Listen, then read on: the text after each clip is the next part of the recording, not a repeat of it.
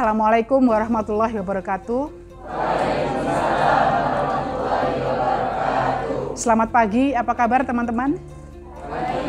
Baik, hari ini kita akan menyusun materi terkait esai, bagaimana menulis esai apresiasi sastra, gitu ya.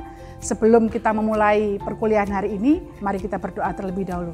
Silakan. Bismillahirrahmanirrahim. Allahumma sholli ala nuril anwar. Saya ingin bertanya sebelum memulai perkuliahan. Teman-teman, bagaimana komentarnya setelah membaca 3 karya sastra? Ya, boleh. Mas Nando, kemudian Mbak Gilkis. Silakan. Karya sastra yang dibaca Mas Nando apa? Karya sastra yang saya baca yang pertama adalah ada novel yang berjudul Bumi Manusia. Ya, silakan bisa diceritakan pesannya. Ini menceritakan seorang pribumi yang dia ini di pribumi ini kan oleh orang-orang bangsa lain ini kan direndahkan. Tapi dia ini tidak patah semangat untuk menuntut ilmu, bahkan dia ini keluar negeri untuk menuntut ilmu. Baik, terima kasih Mas Nando. Mbak Gilkis, boleh bersuara? Sudah waktu semester tadi saya sudah membaca 3 karya sastra yang saya sudah berbeda. Karena yang pertama saya membaca novel, yang kedua kumpulan cerpen, dan yang ketiga ini adalah kumpulan puisi. Jadi saya bisa membaca itu mempunyai sudut pandang yang berbeda-beda dari ketiga buku tersebut. Yang paling bisa menginspirasi dan ngasih terlihat dalam saya dan juga menjadi favorit saya adalah Cantik Terluka. Karena di situ ada banyak pelajaran yang bisa kita ambil dan juga tidak hanya soal cinta-cintaan, tetapi juga ada sejarah dari Indonesia. Baik, terima kasih, tepuk tangan untuk Mbak Gilkis dan Mas Nando. Ya, terima kasih. Teman-teman, mulai minggu kemarin, teman-teman sudah membaca novel yang menjadi proyek karya sastra keempat yang harus dibaca dalam 1 semester untuk mata kuliah sastra transdisipliner. Nah, hari ini kita akan menyimak tayangan video ya dari teman-teman yang kemarin sudah melakukan proses membaca, baik membaca dekat maupun membaca jauh, kemudian membuat video di Reels, dan setelah itu Bu Ambar akan menayangkan bagaimana teman-teman bisa melakukan pengayaan menggunakan kecerdasan buatan. Jadi membuat video menggunakan kecerdasan buatan, dan itu nanti bisa teman-teman simak menjadi bekal yang sangat berharga sebelum teman-teman menuliskan esai apresiasi sastra. Apakah bisa dipahami? Baik, teman-teman, kita akan melihat tayangan dari Mbak Gilkis yang sudah mengunggah videonya di Reels Instagram. Kita simak bersama-sama ya.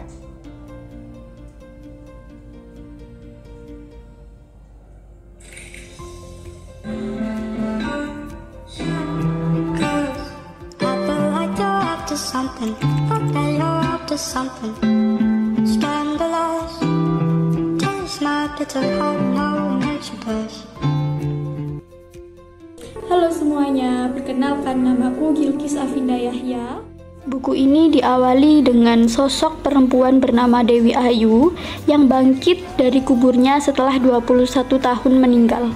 Kebangkitannya menguak kutukan dan tragedi keluarga yang terentang sejak akhir masa kolonial. Buku dengan tebal 505 halaman ini ditulis dengan sangat kompleks dengan bahasa yang sederhana, mengisahkan bahwa cantik itu tidak seindah apa yang kita pikirkan, bahkan dapat membuat malapetaka. Hal terkesan yang membuat saya tidak bosan untuk membaca buku ini adalah buku ini tidak hanya untuk mengisahkan tentang percintaan seperti novel-novel pada umumnya, tetapi juga mengangkat sejarah dan penjajahan negara Indonesia di saat sebelum merdeka. Ini adalah kutipan dari buku ini yang saya senangi. Dan yang kedua, ada kumpulan cerpen dengan judul Cinta yang Memulihkan karya Alinia dan teman-temannya. Buku ini tidak hanya ditulis oleh satu orang penulis, tetapi ada 22 orang penulis di dalamnya. Dan salah satu penulis dari buku ini adalah Ibu Ari Ambarwati. Beliau merupakan dosen kami di Fakultas Ilmu Keguruan dan Pendidikan, Program Studi Pendidikan Bahasa dan Sastra Indonesia. Karya-karya beliau yang lain yaitu Nusantara Dalam Piringku, Rempah Berkisah, dan juga beliau membuat cerita anak di majalah Bobo maupun Kompas, dan juga membuat beberapa antologi anak. Hal yang membuat saya terkesan membaca buku ini karena cerita dalam buku ini memberikan kehangatan ketika dibaca. Ada pesan untuk bersabar, menghargai setiap pertemuan, dan mengikhlaskan setiap kepergian. Ini adalah beberapa kutipan yang saya senangi dari buku ini. Seperti covernya, kedua buku ini sangat indah dan layak untuk dibaca, karena banyak pelajaran yang bisa kita ambil dan lebih berhati-hati untuk melakukan sesuatu. Tidak hanya itu, buku ini juga bisa merubah cara pandang kita terhadap apapun. Teman-teman, setelah kemudian teman-teman melakukan proses membaca 2-3 kali ya, baru kemudian teman-teman melakukan perekaman dan kemudian teman-teman menyampaikan apa sih yang paling mengesankan dari karya sastra yang sudah dibaca, gitu ya. Nah, setelah ini saya akan menayangkan video terkait bagaimana teman-teman bisa menuliskan esai untuk apresiasi sastra yang menjadi tagihan tugas akhir mata kuliah sastra transdisipliner. Saya sengaja melibatkan kecerdasan buatan, jadi video ini saya buat dengan prompt atau perintah-perintah tertentu yang akhirnya menghasilkan video bagaimana teman-teman bisa menyusun sebuah esai apresiasi karya sastra, prosa fiksi, khususnya untuk novel kita yang keempat. Gitu ya, sebentar, akan saya tayangkan setelah ini. Have you ever considered what makes a piece of literature truly exceptional? Is it the rhythm of the words, the depth of the characters, or perhaps the plot twists that keep you turning the pages? Welcome to a journey into the heart of literature appreciation. The first step in crafting a literature appreciation essay involves choosing the literary piece you wish to dissect. It could be a novel, a poem, a play, or even a short story. Ternyata semudah itu. Mengapa saya minta teman-teman setelah membaca karya sastra, kemudian membuat video tentang kesan apa yang ditangkap setelah membaca karya sastra, teman-teman bisa membuat prompt-prompt tertentu atau perintah-perintah tertentu yang bisa teman-teman tuliskan di aplikasi artificial intelligence atau kecerdasan buatan yang akhirnya bisa membantu teman-teman, saya harus nulis apa ya? Nah, tadi kalau teman-teman cermat menyimak, jadi ketika kita menulis esai, kita itu tidak cukup hanya menganalisis, tapi kita juga harus melibatkan diri kita ke dalam novel tersebut. Itu hal yang sangat istimewa yang hanya kita dapatkan kalau kita membaca karya sastra. Karya sastra memungkinkan pembacanya untuk masuk ke ruang-ruang terdalam dari pemikiran karakter yang ada dalam karya sastra, dan kemudian kita mengetahui apa yang mereka gelisahkan, apa yang mereka takutkan, apa yang mereka ingin capai. Dan itu hanya didapat melalui karya sastra. Nah, teman-teman, ada yang mau ditanyakan sekarang? Atau teman-teman membaca dulu ya, menyampaikan terlebih dahulu hasil bacaan dari novel keempat. Siapa saja? Saya, Novelia Ananta Abila, akan mengapresiasi karya sastra keempat yang sudah saya baca, yaitu novel yang berjudul Segitiga karya Sapardi Djoko Damono.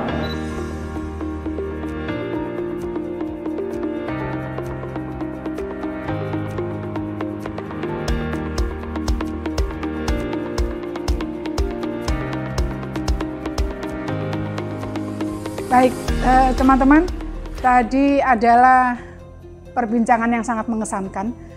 Kalau ada 35 orang di kelas ini, artinya 35 kali 4, itulah yang kita baca selama 1 semester. Luar biasa. Kapan lagi kita akan baca karya sastra sebanyak itu, kalau tidak untuk mata kuliah ini. Baik, sekarang waktunya teman-teman bisa menyampaikan pertanyaan, masih ada hal-hal yang mengganjal. Silakan. Angkat tangan.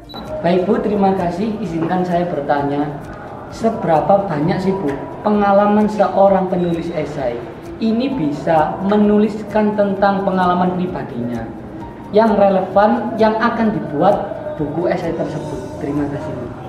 Oke, baik. Di sini saya ingin bertanya langsung pada Bu Ambar. Jadi bagaimana sih Bu Ambar nanti itu menghadapi kemungkinan tantangan yang ada untuk mengapresiasikan karya sastra dalam bentuk tulisan?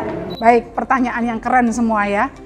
Saya akan menjawab semuanya. Seberapa jauh ya seorang penulis esai itu bisa memasukkan pengalaman pribadinya? Seperti ketika di pertemuan terdahulu, Bu Ambar menyampaikan bagaimana ketika saya mengapresiasi cerita Pak Sukanto yang menuliskan Pak Kebun Gorengan Sukun. Saya waktu itu kan sangat kenal dengan Pak Kebun di sekolah dasar saya. Itu ya kemudian saya ceritakan. Teman-teman yang tidak pernah bersentuhan atau punya pengalaman dengan Pak Kebun di sekolah, tentu kemudian pengalamannya tidak sama. Maka kemudian saya sampaikan itu. Seberapa jauh, maka kemudian perlu saya batasi supaya cerita itu tidak jadi cerita pribadi saya, karena yang saya tulis adalah esai apresiasi sastra terkait cerita anak yang berjudul Pak Kebun Gorengan Sukun. Mudah-mudahan menjawab, gitu ya. Kita akan memasuki sesi akhir dari perkuliahan kita, tapi sebelumnya saya ingin 2 orang untuk merefleksikan apa yang sudah kita pelajari hari ini. Silakan, Mbak Umu dan Mas Rizky, silakan. Baik, Assalamualaikum warahmatullahi wabarakatuh. Di sini saya akan menyampaikan materi yang kita dapat ya pada siang hari ini. Yang pertama itu ada karya-karya sastra yang telah kita baca. Nggak nyangka ya, sudah banyak sekali karya-karya sastra yang kita baca. Artinya kita juga mengapresiasi karya sastra yang kita apresiasi di sini. Lalu tadi ada belajar tentang menulis esai juga, dan teman-teman juga tadi juga memperhatikan bagaimana cara menulis esai yang benar dan juga yang tepat. Mungkin seperti itu ya materi yang kita dapat pada siang hari ini. Terima kasih. Wassalamualaikum warahmatullahi wabarakatuh. Baik, terima kasih atas kesempatan yang telah diberikan kepada saya. Izinkan saya untuk menyimpulkan bagaimana kuliah kita pada siang hari ini. Dan dari awal sampai akhir kita banyak sekali belajar tentang novel, cerpen, dan lain sebagainya. Di situ kita jadi bisa mengapresiasi sebuah novel dan cerpen dan karya puisi yang bisa kita terapkan kepada kehidupan sehari-hari kita. Jadinya dengan membaca novel dan karya-karya yang kita baca, itu sangat bisa bermanfaat buat kita dan kehidupan kita. Dan tadi juga belajar tentang bagaimana penyusunan esai yang baik dan benar yang sudah dijelaskan oleh Ibu Ambarwati. Jadi kita bisa menerapkannya untuk kuliah kita pada semester ini. Sekian dari saya. Wassalamualaikum warahmatullahi wabarakatuh.